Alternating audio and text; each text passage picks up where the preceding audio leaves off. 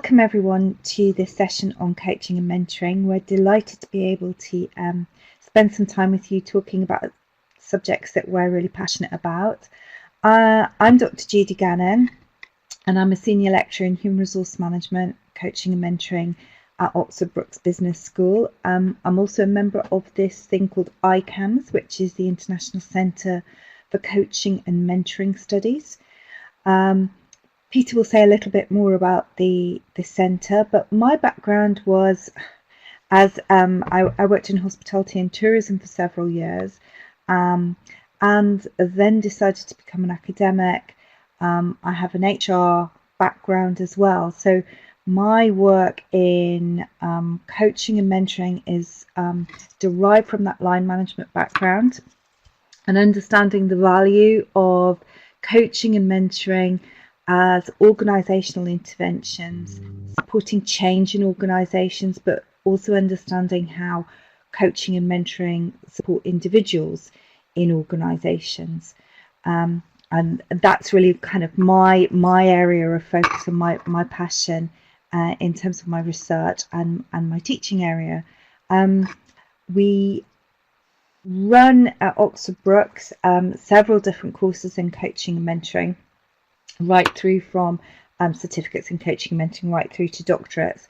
So we've got quite a range of experience in terms of this area. But I'll hand over now to Peter, who will tell you a little bit more about himself. Okay, sorry, I think Adobe Connect started to hang on my computer immediately we changed the format. Am I coming through okay now? The signals that I'm seeing on the platform look like it's okay. Yeah, great. So Judie's done the introduction. Thank you very much, everybody. Judie's done the introduction to ICAMS, the International Centre for Coaching and Mentoring Studies. We're really kind of committed as a group in amongst our research, our teaching, some commercial work and some socially engaged work to really up the standard of what can be done through coaching and mentoring, through bringing research, education and practice all together. So it's quite a clear kind of intention of ours. We are both teachers and researchers, myself more in the coaching area. I've been working at Oxford Brookes for about 16 years. I had a career previous to that in HR and in IT, primarily for British Airways. And I also practice as a coach and as a coaching supervisor. One of the things that we thought we could bring to this project of the working on Tdh's manual for coaching and mentoring, which was the first step of this, was that having seen a lot of students develop their practice, it has given us quite an insight into how people progress from the very beginning stages to expert practice and what can be done at those early stages. So we're very interested today in providing, as far as we can and as far as kind of suits the needs of you guys listening into the webinar, the information that's going to get you started most effectively or move you on from where you are. I'm sure there are people with a whole range of experiences that are relevant to coaching and mentoring. Okay, so we've said a little bit about ourselves and the work we do at Oxford Brookes and the centre we're part of. We're really interested in terms of getting the most out of today's session to really understand a little bit more about you, our audience. So we have a poll to engage with you and understand a little bit more about what drives your interests and needs and what your level of experience and expertise might be in coaching and mentoring. We've also got a few slides around coaching and mentoring, how we might draw out the similarities and differences. We also thought it might be useful to draw on some of the aspects of shared skill sets in coaching and mentoring, and maybe also draw on some aspects of ethical practice in coaching and mentoring, aspects maybe of contracting, of reflection. But the first thing we wanted to do was We'd like you to rate your level of experience in relation to coaching and mentoring. Oh, thank you. Oh, thank you, Vesna, for putting the poll together. So we'd like to get a sense of kind of where you are in your coaching and mentoring practice. So we'll leave you a couple of minutes to do that.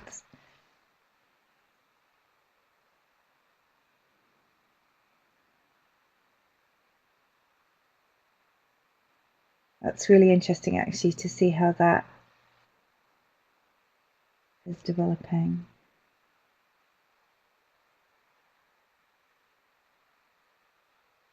Wow. It's like polling night on an election, watching the numbers come in.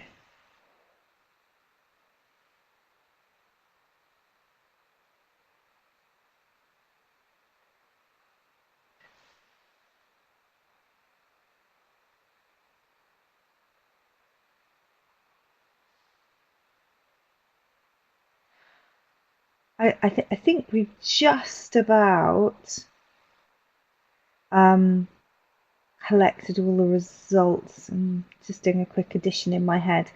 So what we seem to have is a bit more experience in relation to mentoring overall, and more in coaching. It's more to do with new to being a coach and maybe a less experienced coach, less than 3 years. I think that's often quite typical. People often do end up coming to both areas initially as a mentor, because maybe that's often expected more in particular professional areas. So yes, that's something that's very useful for us to use and draw on throughout the session. Peter, do you have any reflections on that poll?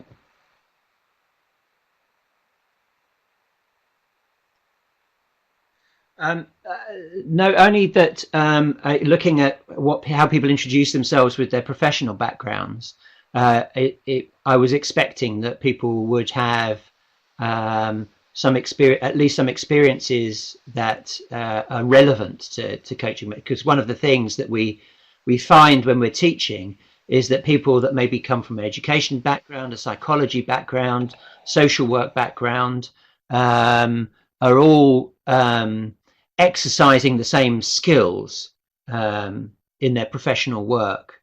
So sometimes when we talk about coaching and mentoring, it's just actually a way of thinking about those same skill sets, rather than a totally different thing.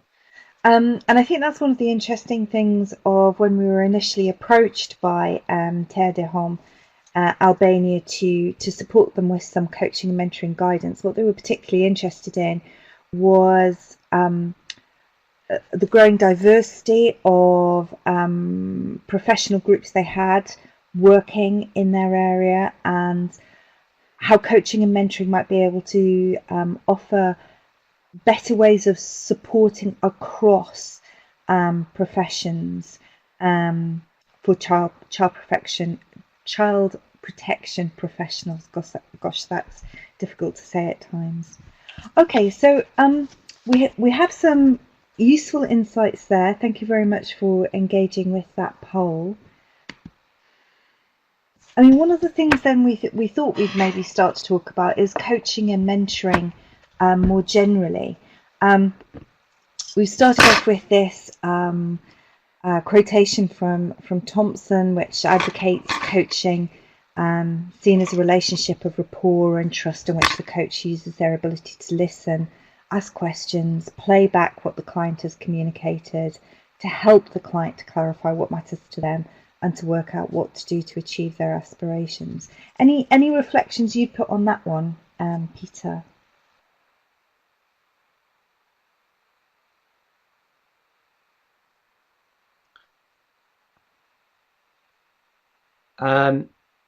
Well, again, just that description seems to apply to many activities that are about helping.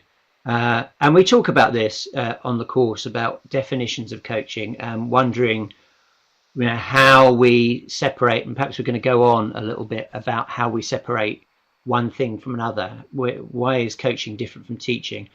Why is coaching different from managing somebody? Why is it different from training somebody? And why is it different from mentoring? But we'll go on to that. So sometimes it's difficult to find a definition, and this definition kind of captures the spirit of what it's like, but to talk about those differentiations is a bit more complex, because particularly I think this you wouldn't argue with this as a definition of mentoring, except that it could say and then the second definition that we have on mentoring talks about mentoring as nurturing, advising, befriending, instructing, with mentors serving as advocate, advisors and promoters.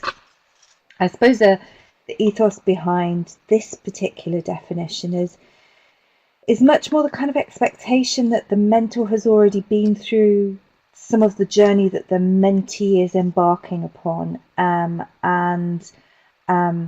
is maybe not necessarily that far. It can be that mentoring means that somebody is much more experienced, but actually it can also be that you're helping somebody who is not that further behind you in professional development or expertise or knowledge of the area. So it's a very focused interpersonal activity, I think, is what this particular definition is really trying to hone in on. And I suppose it also moves slightly more towards this aspect that for some people, mentoring can be more about providing advice because you have seen a particular set of situation, a particular situation before, you have had a particular experience, though it's not necessarily derived from I did this, therefore you should do this. It's about understanding the context that the mentee is in, and the mentor can share some of that experience if that serves the mentee at the right time. One of the things because of this kind of discussion that happens between coaching and mentoring, is one of the things that I often find useful sharing with others is some research that a doctoral student of ours did, Tina Salter, back in 2013. And Tina's research was really interesting in terms of she was looking at similarities and differences in coaching and mentoring, and how do you capture what one is, what the other one is, and try to disentangle them. And her eventual synthesis of kind of the differences kind of fell into these groups. She's talking about it, the mentor. The evidence really was that the mentor is more likely to have more in common with the mentee, seeks to build up the relationship with the mentee, intervenes often at transitional moments. So that might be key points in terms of career cycles, life stages, entering a new organisation. So those are kind of often the transitions that we're thinking about in those terms. She also found that the mentoring is much more about developmental from a broader remit, rather than maybe around a particular aspiration of an individual.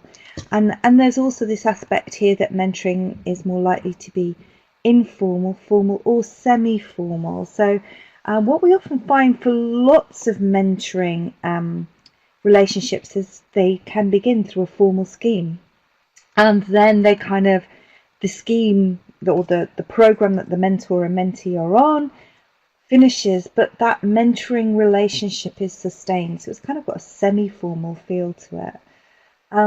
In terms of the coach, Tina Salter's work then suggested that it works better with less in common with the coachee, and maybe that's something we'll come back to Peter, because I think that's always interesting when we're talking about chemistry between coaches and clients and mentors and mentees. For the coach, they were also it's often less time available, so their coaches are often using objectivity, but I use that with really guarded. It's really funny now. I say it, I want to kind of distance myself from it slightly, ironically. So it's really about thinking about because coaching tends to be a much more focused, time-limited activity. The coach will often use their objectivity to their advantage to try and challenge the development of the client in a very focused way. Salter's work also suggested that coaching is more likely to be performance focused, but can take point at any point in a coachee's lifetime. It's more likely to be assessment driven and very goal specific. So that often means that sometimes when you're having conversations with individuals, you might be tuning into how clear they are able to articulate their goals. And this is another aspect of Tina's work that was really interesting, of actually both sets of participants in her research talking about feeling that they moved often in between coaching and mentoring as they were working. And she also found that there's much more of a kind of a formal approach to coaching that is associated there. I wonder if you've got any reflections on those slides, Peter.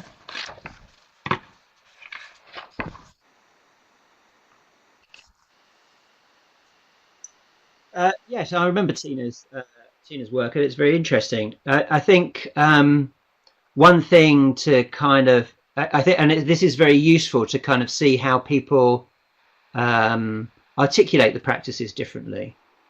It's worth kind of mentioning that this was about how people formulate their own practice. So Tina went and asked people who identify as a mentor and people who identify as a coach, and asked them what the difference was.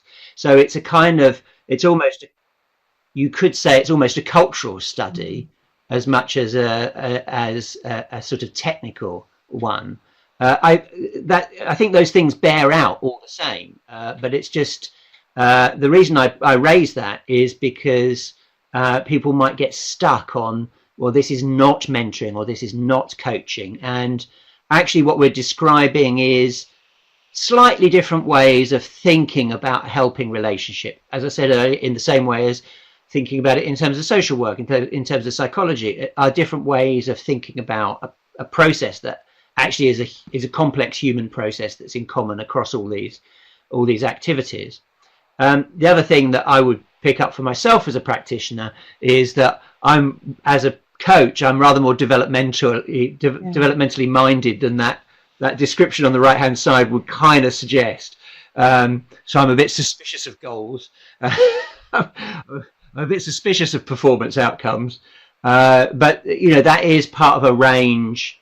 In Peter Hawkins, in his book Coaching, Mentoring, Organizational Consultancy, talks about a range of activities from very performance driven to much more kind of transformational, developmentally driven, and people will find their practice most naturally along those dimensions. When I say people will find their practice, I'm kind of thinking of independent practitioners. Of course, what we're talking about here is really how do we use these skills, how do we use these outlooks to help people that we're working with.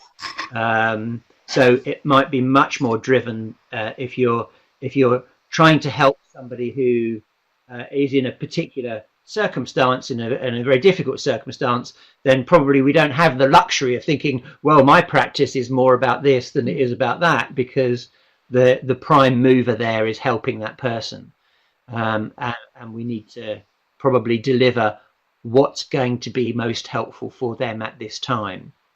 And I would say, although my practice is much more kind of coaching oriented, I can imagine that in the context where people who are attending are working,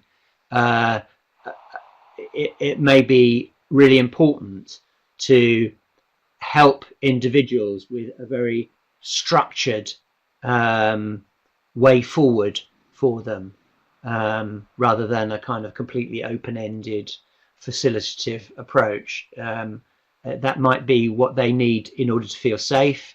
It might be what they need in order to move quickly as well. And I think maybe So also to just say that it's one of the there's some things that we variation often around. discuss in our programs is that aspect of we do, and Peter articulates that really clearly in terms of his own coaching practice. We do kind of suggest that you often will develop a sense of where you work best and who you work best with, and what approach and styles are really within your comfort, your remit. But there is that aspect also of when you're called upon, you will have that, hopefully have that flexibility as you mature and develop your experience as a coach and or mentor. So one of the things we wanted to think about is, what do new practitioners want to know? Often it is what's the right way of doing it, and we've picked out two areas here in terms of the skills that are really shared between coaching and mentoring. Peter, you've got a lovely kind of approach here in terms of talking about the importance of listening. Do you want to talk to this? So when we start the MA program that we teach at Oxford Brookes around this time of year, I've got my first session with the students tomorrow after the induction, and we want to get them practicing. And a lot of them will say, "Yeah, but what is it? I don't know. How do I get started?" And partly to kind of reassure them, although I worry sometimes that it downplays the value of a master's degree, is to say to them, well, if you listen to people, you're kind of doing 70% of the work. A reasonable observation that comes out of psychotherapy is that most people's main driver is to be understood. There was a marvelous TV series a few years ago about the Tavistock Institute, and they interviewed the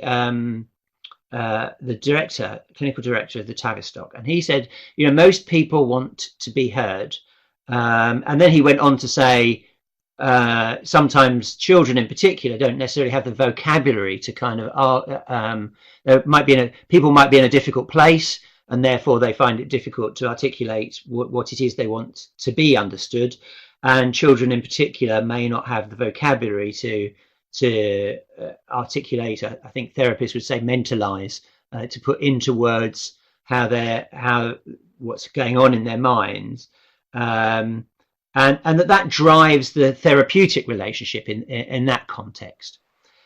He was leading to an argument that says sometimes those children, in the absence of any other strategy to be understood, will make you feel how they feel, and that for a therapist can be very informative. In fact, it happens at an everyday level. It's not unique to therapy. Quite often we can stop and think, if I'm feeling this, is this something that the person I'm talking to, trying to help, are they communicating that to me? Is that something that they want me to know? But at an everyday level, just listening without judgment, listening without intervention, and listening without an agenda is very helpful to people.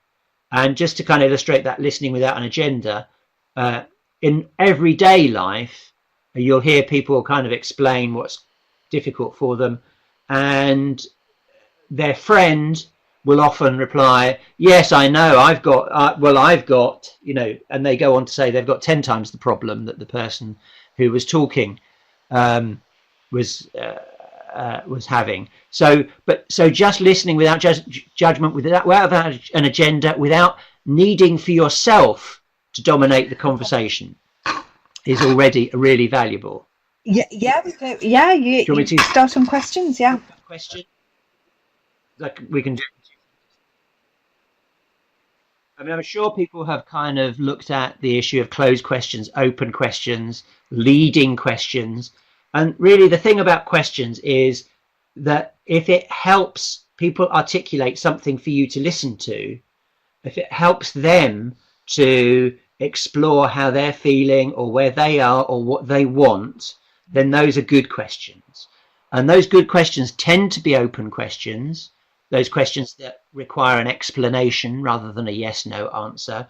And they tend not to be leading questions where you're kind of saying, well, wouldn't it be a good idea to talk to, wouldn't it? You're kind of presupposing an answer.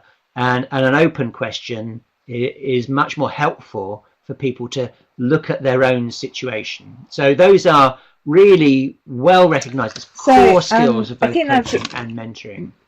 Really helpful to kind of just reiterate that those skills areas which we see as fundamental through our own practice, through the research bears this out in terms of developing the mentoring relationship and developing the coaching relationship.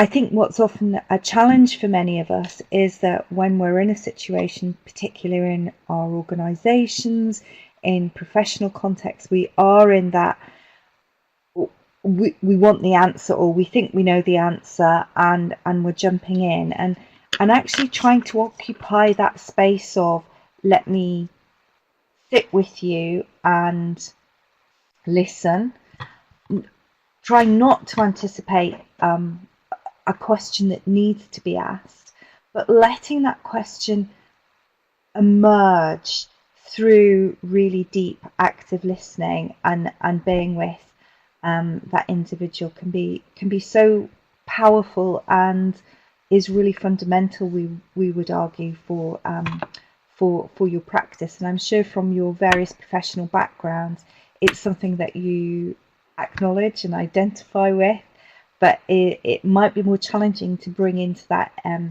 the interrelationships you have as professionals working in the child protection area. So if we move on to a couple of other themes that will hopefully help here. One of the things we're often thinking about is what is the right way of doing it, and how we actually might do this by managing the client's space. And we've mentioned this thing called the relationship, and of course a lot of the literature on the mentoring relationship and the coaching relationship have been informed by the therapeutic area of the working alliance. And so these aspects of trust, confidentiality, respectful autonomy are really, really critical here.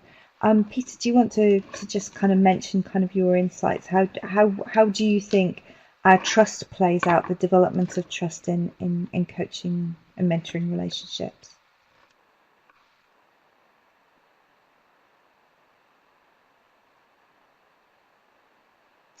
Yeah, I mean, one of the issues that we have with people who are often working in organisations, so maybe commercial organisations, is this idea of the manager being a coach, and how does that work? This is where the independent coach comes in as or mentor comes in as very useful, where if you don't have the agenda and the let's call them client, the mentee or the coachee or the person being helped has a very clear sense that this is about them and they can explore, they're not going to be judged, then they can really kind of get an insight into their own processes, objectives, feelings, whatever. If they're being cautious about how that's going to be used, then they're always filtering and gauging that, and it's going to be much more difficult to get further. It's not something you can just put on the table and say, here's your trust, It's something that is kind of developed through the actions of the actual helping process. And I'm sure that's familiar to people from their professional backgrounds. Confidentiality is a very clear contributor to the trusting relationship. We have some constraints on that, and it depends on the legal context of your particular territory. But in the UK, of course, we have legal limits to confidentiality, particularly around the Children Act and needing to divulge issues where a child might be at risk.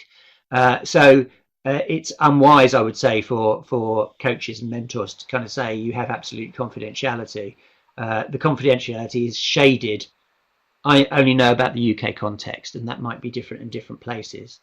The other thing that is very helpful, I suppose, is this idea of the respect for the autonomy of the client. So the more that they make their own choices, whether that's a choice that you would make or not, the more powerful the relationship becomes. Now, on the next slide, we've got a question of, I think it's the next slide, we've got a question of when do I slide from one to the other? What if I know this is a really bad idea? And a lot of our students are challenged by that dilemma, really, thinking, well, or for example, where they have professional experience and they think, well, do you know what? I know the employment law around that. Therefore, there's no point me kind of facilitating your discovery of the employment law when we actually know the answer. So it's something that comes up for a lot of people, and I think individual practitioners need to make their own call on this. I would only say that when you see people, and sometimes they will ask permission to slide from one role to the other, and say, do you mind if I put my mentoring hat on here? Do you mind if I put my HR hat or my manager hat on for a moment and give you some advice? And that's all very good. What we've noticed in watching those scenarios is it's very difficult to take that hat off again. Once you've put yourself in a position of authority, the person being helped will tend to hold on to that image of what role you're playing. So it can be something that can then become a bit problematic. So, for example, once you've given advice, you say, well, now I'm going back to my coaching or my mentoring.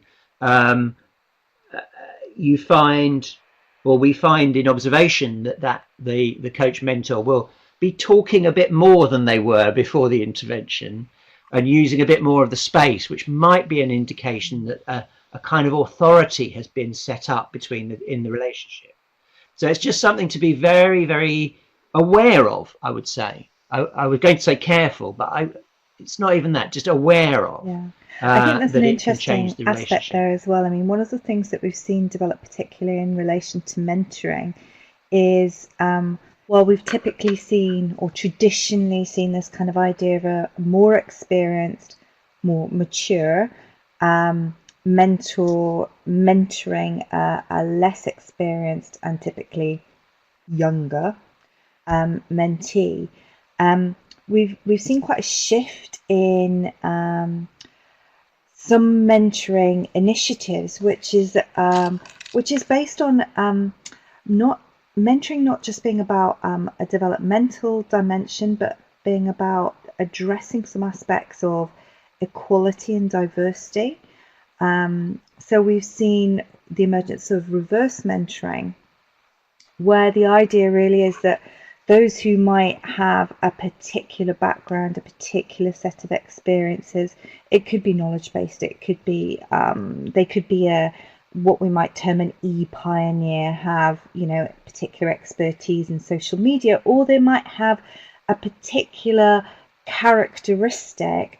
They could be female, they could be from a particular ethnic background or a particular racial background, that where the organisation, the mentoring initiative is really about trying to help those who are notionally more experienced in the organisation understand more about the expertise that is elsewhere at a lower level notionally in an organisational hierarchy. So there's some interesting dimensions there in terms of this aspect of autonomy and where expertise and autonomy and authority actually lie.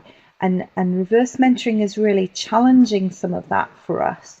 So I think it's always worth thinking about these things and seeing how that might frame particular relationships that you're in, particularly when they're much more in a mentoring setting. So as a mentor, what can I learn from the mentee that I'm working with? What are they experiencing that's new or different from when I was in that position or was tackling similar issues, however long ago that might be? So I think that's just, something useful maybe to reflect upon it and play with in relation to your own situations and contexts.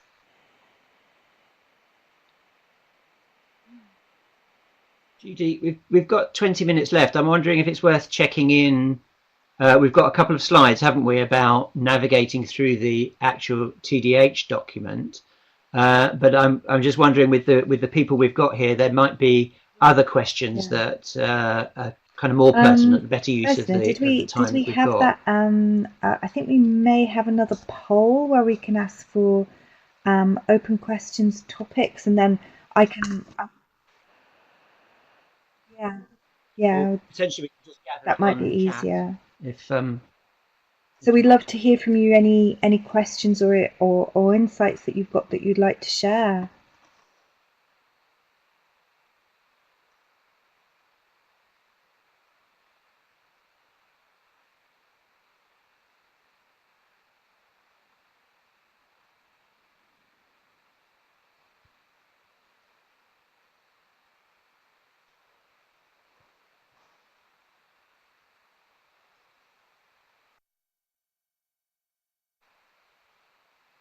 Everyone's been very quiet. Everybody's gone to make a cup of tea. Oh, they've asked me a question. Well, that's interesting. First of all, the difference between the two. Okay.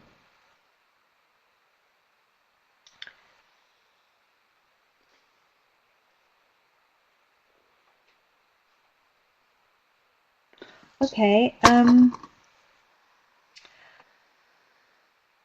Interesting.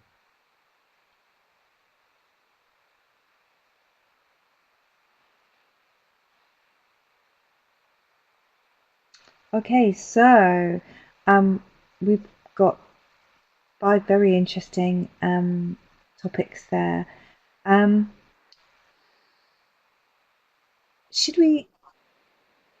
I think we've probably got 2 groups there. One is about coaching versus mentoring, and one is Yeah, about supervision, I yeah. think. 2 real clusters of questions. So I think that's probably an interesting aspect. I think this difference between coaching, mentoring, and emergency settings is particularly challenging, given that there can be an almost default to tackle things in much more direct ways in emergency settings, even though some of the risk and resilience literature would suggest that that isn't necessarily the right default to take. I think really in emergency settings we often need to be thinking about what does that individual need, and very clearly asking them what would be most helpful for them in terms of a clear coaching session, or much more something that's much more around a mentoring, nurturing interaction. That's kind of my experience of. I've done a bit of work on supporting expatriates in high risk situations, and that seems to bear out to be seems to be relevant in terms of the empirical research. So it's very much what does that individual need, listening as a mentor or coach or somebody who's going to be there really into what do they need. Do they need somebody that will help them unpack a situation really quickly and look for something that is maybe more solution based, an answer, or something that is more about nurturing and supporting and advising in that particular situation. Peter, which ones do you have? I think I would add, yeah. Well, I just add to that one that there are situations where in your professional judgment, neither a coaching nor a mentoring approach is quite right at this moment, and that you're going to use other professional tools at your disposal, because there will be situations where there's an emergency. So I was picking up as a cluster this question about how to deal with stress, because I was thinking about a community practice and also about supervision, linking that to what to expect from supervisors, and where to get feedback, and also how to contribute to the professional health of my team. So I was kind of linking those questions together. So I'm not going to answer them separately, but just think about that as a theme.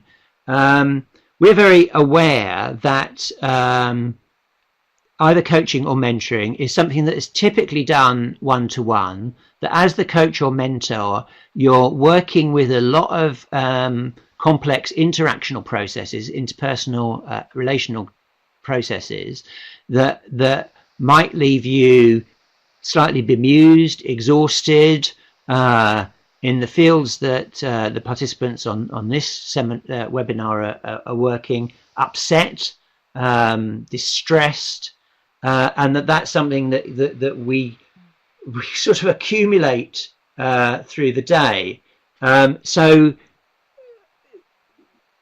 a lot in the coaching mentoring industry have started to talk about supervision as support for that, and it's something that I've looked at. It's something that I do and think it's important, and also very constructive for me as a practitioner to be supervised, to have that outside perspective.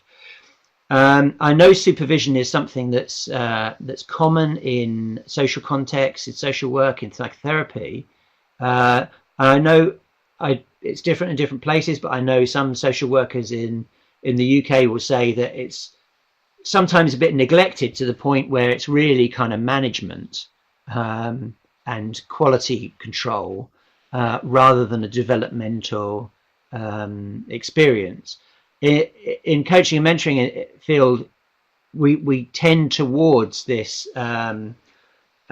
supervision being a role. There are various definitions, but we talk. They talk primarily. I think Bridget Proctor is the one that is the key one, who talks about supportive, developmental, and normative. So the supportive function is about creating a space where the practitioner can offload, really, so that is shared at least, and that their own emotional content can be worked with the supervisor. Therefore, I feel that therapists make very good supervisors for coaching, even if they know less about the coaching activity. For people who are just starting out, you might want a more instructional supervisor. So that's the kind of developmental side, where early in practice the development would be, how do I do this, or what's the best way of doing this, what's the best way of dealing with this situation, tending towards, with more experience, questions more like, what is it in me that creates these situations that create difficulty, or why can't I get past this barrier in my practice? And of course, individuals will flex. That's not an absolute developmental stage where, oh, I'm beyond those questions now. I know that in my supervision, having practiced for 15 years, there will be moments where a particular dynamic that is not obvious to me, that becomes obvious to my supervisor, will have me behaving or acting in a let's say suboptimal way, and it's useful for somebody outside of that relationship to be able to say, can you see there's a pattern here? So that's what we'd look for in supervisors, somewhere where you can both check your practice, check your personal well-being, which is where I think the stress comes in, and check the development of your practice.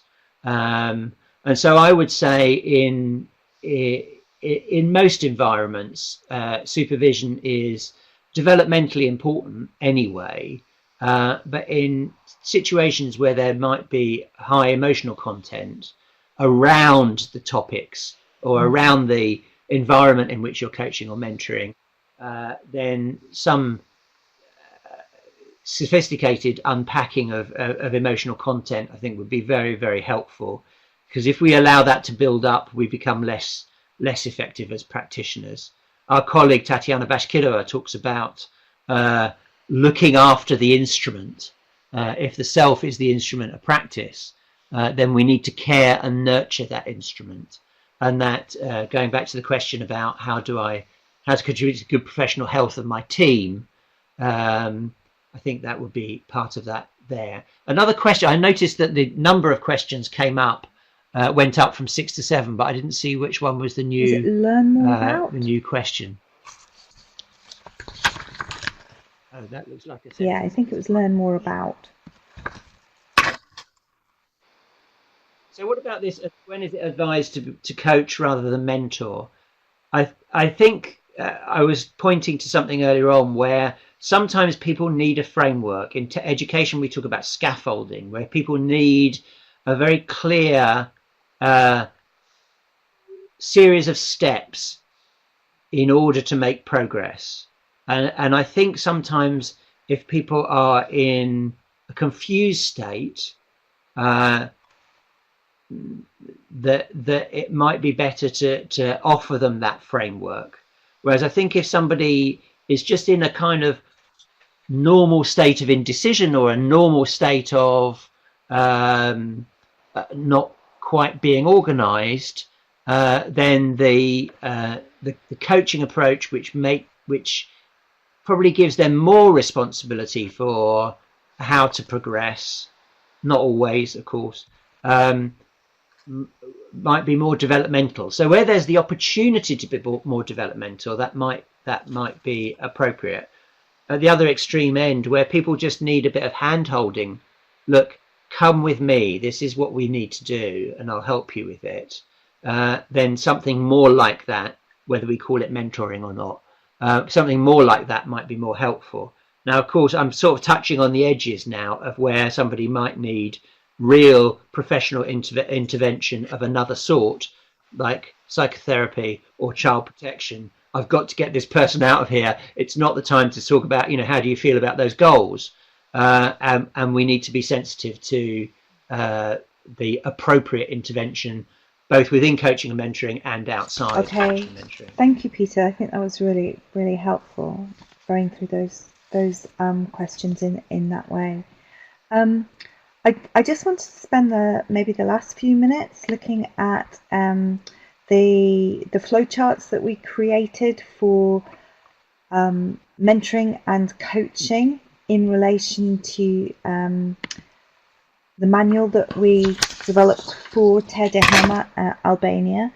So one of the things we really wanted to do was try and provide much more kind of a set of stepping stones. So the first thing you can see is the coach's flowchart, where we're kind of in the manual, we're talking about, what you might want to think about in terms of setting up the coaching relationship, the aspects of contracting, understanding and discussing the boundaries and confidentiality that's going to take place in the relationship, and some of the initial questioning that will begin the relationship and develop rapport. And then we talk a little bit more about some of the skills. We've really focused on today listening and questioning, but we'd also really highlight there, and I mentioned in the manual, the playing back, feeding back, the being non-judgmental and non-directive, and using reflection as a way to develop your practice as a coach and think about those interactions within each coaching session that you have with the client. We then focus on a few models that are and tools that are available to coaches. This is just to kind of very brief overview of, obviously, you've probably heard of the GROW model, using personal development plans, maybe using something like the Johari window. And then we talk about some more advanced models and tools, potentially thinking about the use of diaries. Force field analysis is often useful, learning style preferences, and so on. And then we also talk about the aspects of ending the relationship and the evaluation. What has this relationship achieved? Did we do what the client set out to do at the very beginning of the relationship? So those are kind of the stepping stones that we identified and are kind of captured in more detail in the manual the guidance manual that we prepared for Tdh Albania. We've also got there the mentors flowchart. And so this is framed in a slightly different way. Yes, we'd still talk about boundaries and confidentiality, but we're more likely to talk about crafting an agreement rather than a firm contract in mentoring, and understanding how we might nurture that relationship in mentoring. We also talk about the use of a mentoring interaction and learning record there as well, to kind of support the development of the mentee, but also support the development of the mentor, because that's also very important within mentoring. Again, we have the same skill set, ironically, there for mentoring. We have slightly different initial models and tools for mentoring that we mentioned. Again, we refer to the personal development plan, which is typically used within mentoring, but also maybe something like the reflecting to inspiring model. So that brings in much more of what can be a role modeling aspect to mentoring. So that's a more traditional maybe view of mentoring, but that can be very, very useful in particular circumstances. The more advanced tools and models for mentoring, we've got a whole range there of things to kind of provoke some ideas, and to really get mentors and mentees also might actually want to think about what would be useful to kind of develop the interactions that take place in the name of mentoring. And again, we've got the importance of actually evaluating the mentoring relationship, and thinking about the specific form that mentoring evaluation might have. And I think that's one of the it's one of the very contentious issues about coaching and mentoring, that we can evaluate the more immediate outcomes of the relationships, these helping relationships, but the longer term impact is often more challenging to capture, and it's some of the things that a lot of researchers are kind of involved in these days. So that's kind of a very quick whistle-stop tour of those flowcharts, but I hope it gives you a sense of what's in the guidance documentation, and what can really help you as a coach or mentor think about developing, and what you might also want to share in terms of working with your coachees and mentees as well. And that's basically it for our session. But we're I don't know if there's any particular comments that want to come back, or.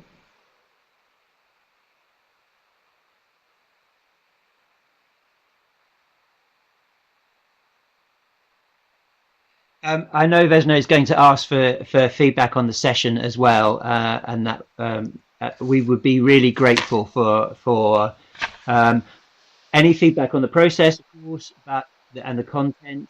But we'd be really interested to know how useful the material has, and if you have stories about how it's been effective in your work, how it's helped your work, that is particularly valuable for us. And I can see people are typing things in chat. That's really nice to hear. If you've got any parting comments to make, then by all means put them there. Otherwise, Vesna, are we finished? Yes, thank you very much.